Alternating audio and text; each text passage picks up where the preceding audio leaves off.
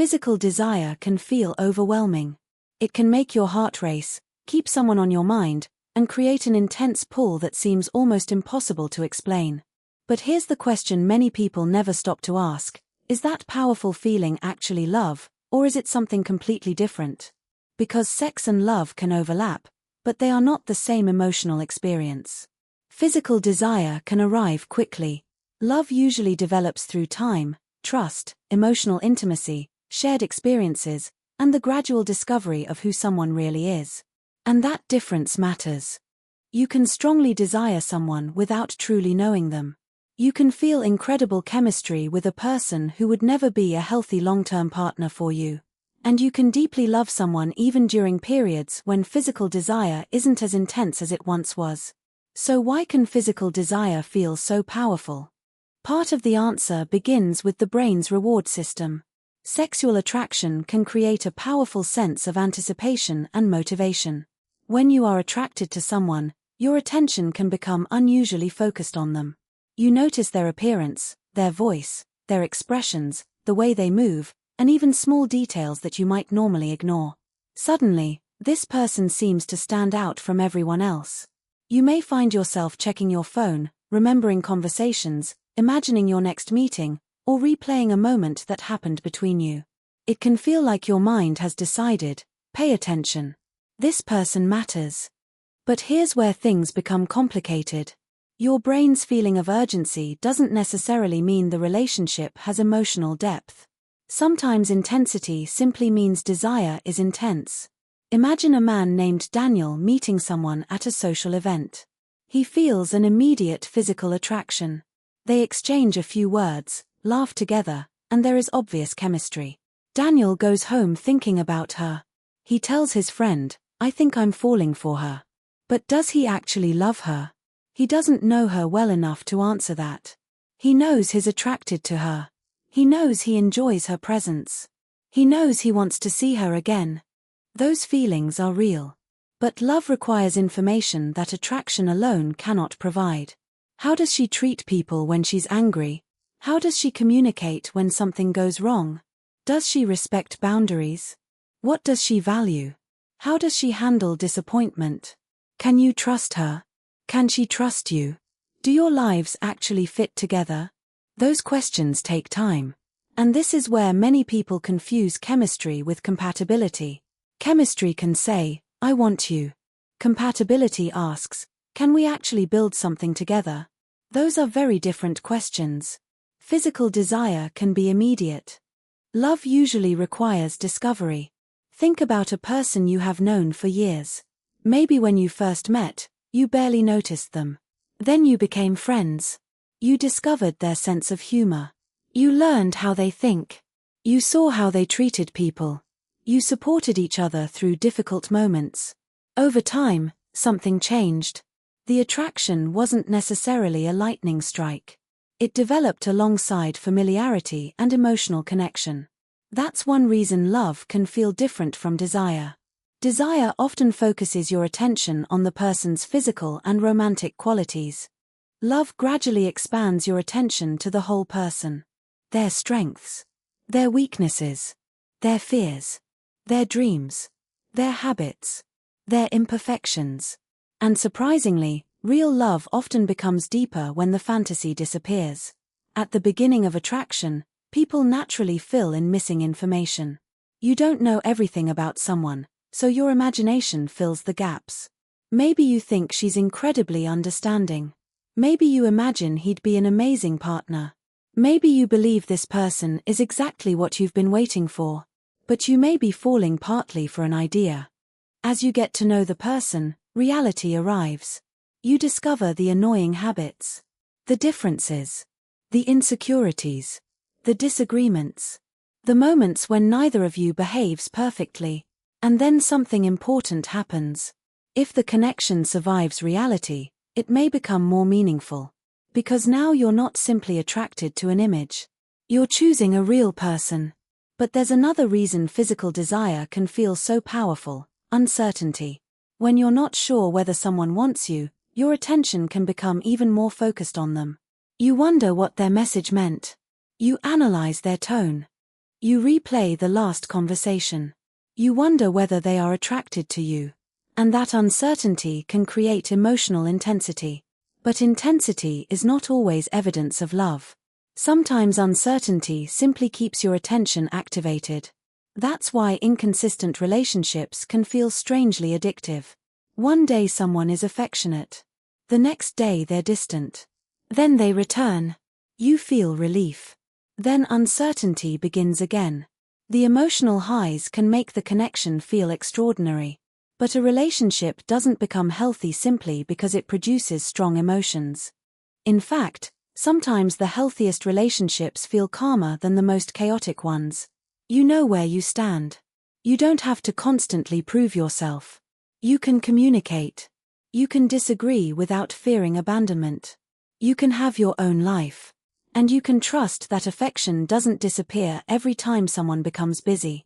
That calmness can initially feel less exciting than uncertainty. But over time, it can become much more valuable. Now think about the difference between wanting someone and caring for someone. Wanting can say, I need to be close to you. Caring says, I want what is good for you, even when I don't get everything I want. That distinction becomes especially important in romantic relationships. Physical desire naturally has a self-focused element. You want closeness. You want affection. You want the pleasurable experience of being with someone. There is nothing inherently wrong with that. But love requires another dimension. You begin caring about the other person's experience. Their emotional safety. Their boundaries. Their happiness. Their goals. Their struggles. You start asking, how can we both feel valued here? That's one reason emotional maturity matters so much in long-term relationships. A person can be extremely physically attractive and still be a poor partner.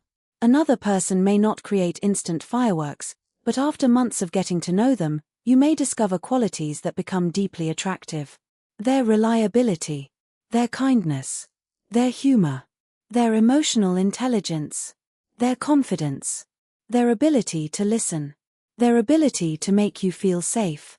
And suddenly, attraction becomes connected to character. Here's where things get interesting. Physical desire and love don't have to compete. In a healthy relationship, they can reinforce each other. Emotional intimacy can make physical intimacy more meaningful. And physical affection can strengthen feelings of closeness. The important thing is not to confuse one with the other. Imagine a couple who have been together for several years. Their physical attraction is still there, but now it exists alongside shared memories. They have experienced difficult periods together. They know each other's personalities. They have private jokes. They know what makes each other anxious. They know how to comfort one another. A kiss isn't just a physical event anymore. It can carry years of emotional meaning. That's very different from physical attraction towards someone you barely know. The physical sensation might be powerful in both situations. But the emotional context is completely different. And that's why people sometimes say, I've never felt this way before. They may not simply be experiencing stronger desire. They may be experiencing desire combined with emotional connection. That combination can feel incredibly powerful. But don't make the opposite mistake either. Sometimes people believe that if physical attraction isn't overwhelming from the beginning, the relationship can't become meaningful. That's not necessarily true. Attraction can develop. People can become more physically attracted as emotional closeness grows. You may start noticing someone's appearance differently after discovering their personality. Their smile becomes more attractive because you know what makes them laugh. Their voice becomes comforting because you've heard it during difficult moments. Their presence becomes desirable because you associate it with emotional security. The body and mind don't operate in completely separate worlds. Our emotional experiences influence how we perceive other people.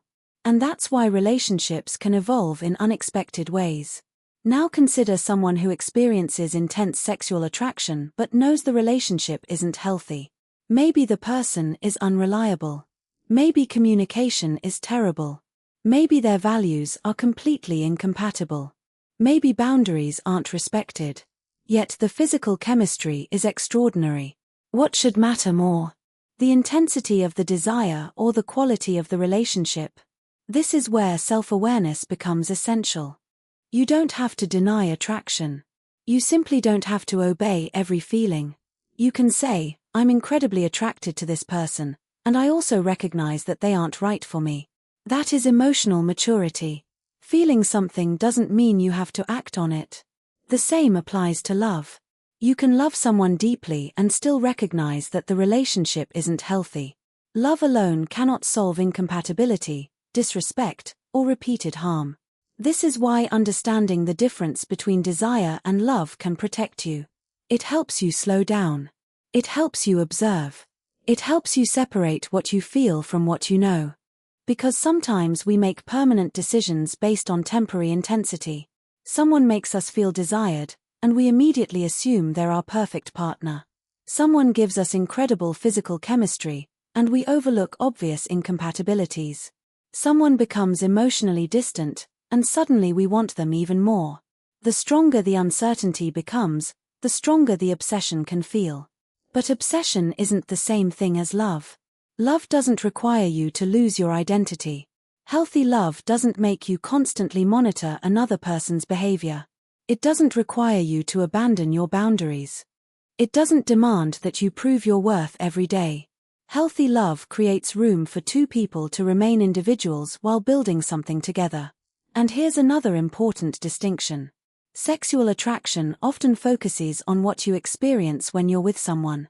Love increasingly includes how you feel about their existence even when they're not around. You may genuinely want them to succeed. You may think about their well-being. You may support their goals. You may care about their feelings even when there is no immediate reward for you. That's a different kind of emotional investment.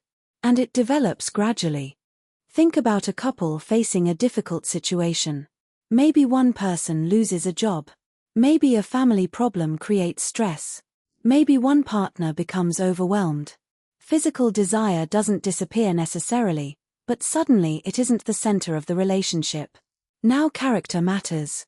Can they support each other? Can they communicate?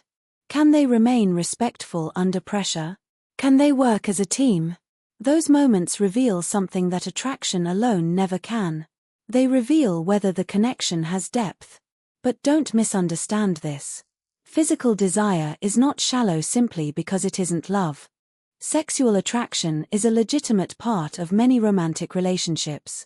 It can bring pleasure, closeness, excitement, affection, and intimacy. The problem isn't desire. The problem is believing desire automatically tells you everything about the relationship. It doesn't.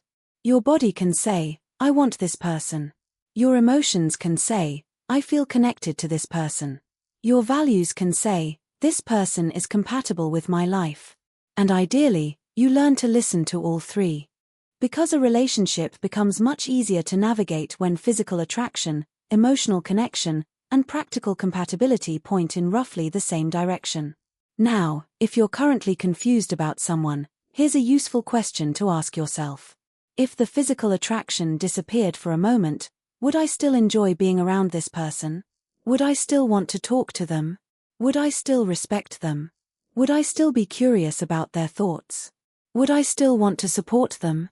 Would I still trust them? And on the other side, ask yourself, if we had incredible emotional compatibility but absolutely no physical attraction, would I honestly want a romantic relationship? These questions don't provide a mathematical answer, but they can reveal what kind of connection you're actually experiencing. Because sometimes you're looking for love but experiencing desire. Sometimes you're calling it desire when emotional attachment is already developing. And sometimes you're experiencing both. That's why labels aren't always useful at the beginning. You don't have to decide immediately. You can let the relationship reveal itself. Pay attention to how you feel after spending time together. Do you feel peaceful or constantly anxious? Do you feel respected or pressured? Do you feel like yourself or like you're performing? Do you feel chosen or like you're constantly competing for attention? Do you feel emotionally closer over time? Those questions reveal much more than simply asking how strong the chemistry feels. And perhaps the most important lesson is this: You don't need to be afraid of physical desire. You simply need to understand it. Desire can be powerful. It can make someone seem unforgettable. It can create anticipation, excitement, and intense focus. But love asks different questions. Can I trust you? Can I be myself with you? Can we communicate when things become difficult? Can we respect each other's boundaries? Can we grow together? Can we handle reality, not just fantasy? Can I care about you as a whole person? And can you care about me in the same way? When physical desire and emotional connection meet healthy compatibility, something special can develop. But when desire exists without emotional safety or compatibility, intensity can become misleading. So the next time you feel that overwhelming pull toward someone, don't immediately ask, is this love? Pause. Ask, what exactly am I feeling? Is it physical desire? Is it curiosity? Is it emotional attachment? Is it loneliness? Is it excitement? Is it uncertainty? Is it genuine admiration? Or is it a combination of several things? The answer may surprise you. Because understanding your own emotions gives you something much more valuable than the ability to control someone else's feelings. It gives you the ability to choose wisely. You don't have to reject desire. You don't have to rush into love. You don't have to turn every powerful connection into a relationship. You can simply stay present, pay attention, communicate honestly, and let time reveal what the feeling actually means. Because physical desire can be powerful enough to make you believe you've found your person. But love is what you discover when the excitement meets reality and the connection still has something meaningful left to give. That's when attraction becomes more than a feeling. It becomes a choice. A choice to understand. A choice to respect. A choice to communicate. A choice to remain curious about the person beyond their appearance and beyond the physical chemistry. And maybe that's the real difference between desire and love. Desire asks, how strongly do I want you? Love eventually asks, how deeply do I value you? And when you can understand the difference, you become much less likely to confuse intensity with intimacy. If this perspective gave you something to think about, like the video, subscribe for more relationship psychology and emotional intelligence, and share your experience in the comments. Have you ever mistaken intense physical attraction for love, only to understand the difference later?